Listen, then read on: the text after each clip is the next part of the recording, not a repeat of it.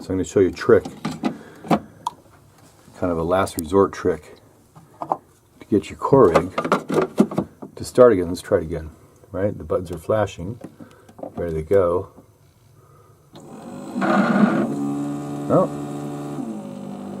it's trying.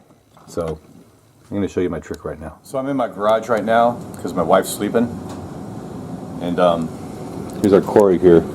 So you're gonna, I can do this one hand. You're gonna shake a lot.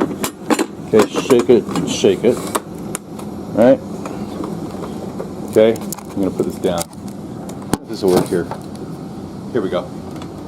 So you can take this off so you don't break it.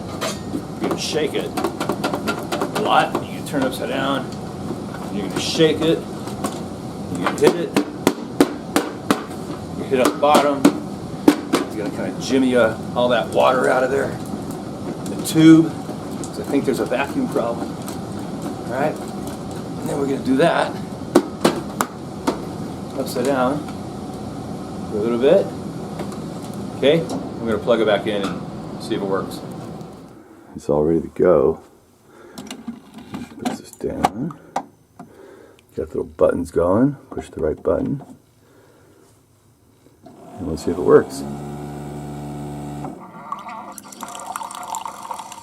Amazing. Look at that.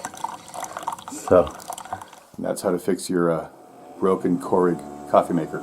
Thanks for watching. Bye.